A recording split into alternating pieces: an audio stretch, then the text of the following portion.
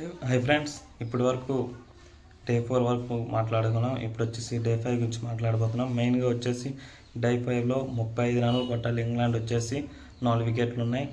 తనతోడు first over లోనే 10 రన్లు కొట్టేశాడు. దీంతో అందరూ అనుకున్నారు ఇంగ్లాండ్ గెలుస్తుందని. నెక్స్ట్ ఓవర్ లో వచ్చి సిరాజ్ జబీసీ వికెట్ తీశాడు. Out side the off stump అలాగే వేసి కంటిన్యూస్ 3 బాల్ వేసి 4వ బాల్ వికెట్ తీశాడు భయ్య. మంచి క్యాచ్ బై ధ్రువ్ జుయల్. అలానే జమ్మీ ఓవర్టన్ కూడా బాగా ఆడుతూనే ఉన్నాడు, డిఫెన్స్ చేస్తూ బాల్ చూసుకొని. అలానే జమ్మీ ఓవర్టన్ కూడా నెక్స్ట్ ఓవర్లో మొహమ్మద్ సిరాజ్ వచ్చి ఎల్బిడబ్ల్యూగా వెనుతిరిగారు. డిఆర్ఎస్ తీసుకొని అంపైర్స్ కాల్ వచ్చింది. దీంతో ఇంగ్లాండ్కి ఇంకా 16 పరుగులు కావాలి. అలానే 2 వికెట్లు ఉన్నాయి. ఈ టైంలో జస్టిన్ టంగ్ వచ్చాడు. టంగ్ వచ్చేసి డిఫెన్స్ చేస్తూ బాగా ఆడాడు. అవుట్ సైడ్ ఆఫ్ స్టంప్ బాగా వదిలేసి లోనికి వచ్చే బాల్లన్నీ బాగా ఆడాడు. దీంతో అందరూ అనుకున్నారు మ్యాచ్ వచ్చేసి ఇంగ్లాండ్ వైపే ఉంది. ఎందుకంటే టంగ్ వచ్చి అప్పటికి 12 బాల్ ఆడేసాడు. గిట్కిన్స్ అని వచ్చేసి సింగల్ చేస్తూ స్ట్రైక్ని అతనికి ఇవ్వకుండా రొటేట్ చేస్తున్నాడు. అది ప్రసిద్ధ్ కృష్ణ మంచి ఆర్పర్ లెంత్ బాల్ వేసాడు లాస్ట్ బాల్.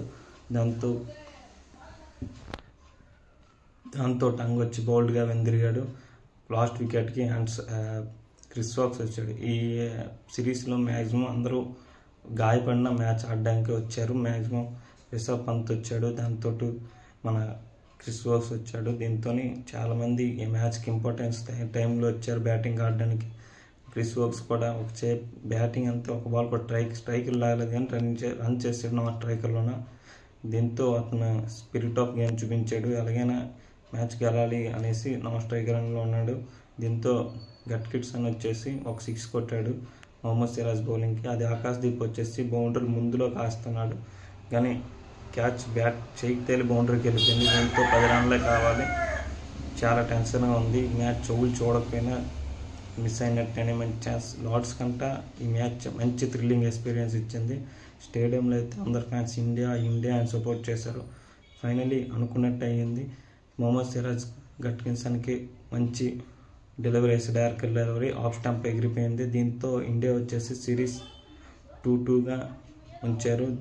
ఈ మ్యాచ్లో మెయిన్ టర్నింగ్ పాయింట్ ఏంటంటే Joe Root wicket Joe Root ఉండేసి 40 రన్ దగ్గరలే అవుట్ అయిపోయాడు. లేకపోతే డిఫెన్స్ చేస్తూ అలా ఆడుంటే మ్యాచ్ గెలిచేవారు ఇంగ్లాండ్. జో రూట్ని కంటిన్యూస్గా వికెట్ టు వికెట్ వేశారు డే 4లోన.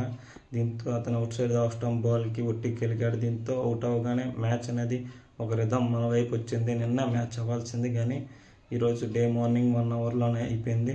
దీంతో ఇండియా వచ్చే series James Anderson Sachin Tendulkar trophy వచ్చేసి 2-2గా చేశారు. ఇంకా దీనికి పార్ట్ 2 వీడియో చేస్తాను భయ్య. మీ అందరూ 100 లైక్స్ చేస్తే దీనికి నేను పార్ట్ 2 వీడియో చేస్తాను.